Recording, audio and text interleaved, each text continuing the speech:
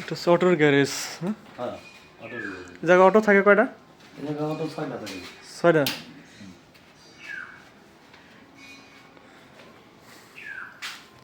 আপনার কি নাম? লাবলু শেখ। আপনার বাসা হলো কোথায়? আমার বাসা মুন্সিবাজার পশরা। কি হয়েছে আসলে বলেন তো আপনার মিটারে?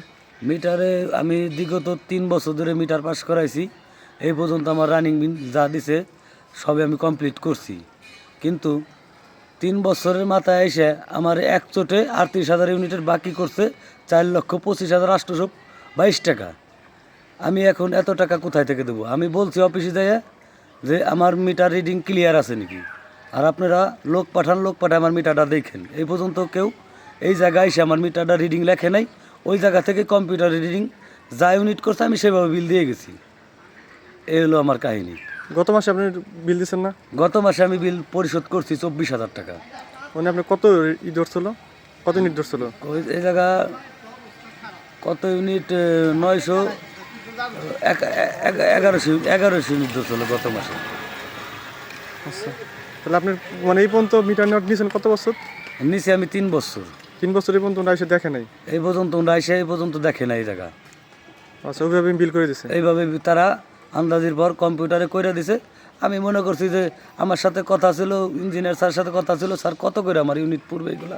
সে বলছে যে 60 টাকা 75 পয়সা করে।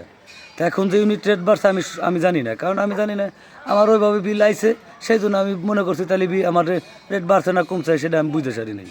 তাই এখন তারা বলে যে 12 টাকা 60 পয়সা করে ইউনিট আর 9 টাকা 60 পয়সা করে ইউনিট। রাত 11টায় দিলে 9 টাকা 60 পয়সা ইউনিট, আর তার আগে দিলে 12 টাকা 60 পয়সা করে ইউনিট। তাই এখন মনে করেন যে ইউনিট যে বাকি পড়ছে আমি সেটা আমি মিটার বুঝি না, বুঝলে পরে তো আমি মনে করেন যে ইউনিট তাদের বলতাম যে আমার মিটার ইউনিট বাকি পড়ছে, আপনারা ইউনিটগুলো ক্লিয়ার করে নিয়ে যান, নিয়ে দেয় আমার বিল বাড়াই করে দিয়ে ইউনিট বেশি বেশি করে দিয়ে আমার বিল করে দেন, আমি পরিশোধ করি।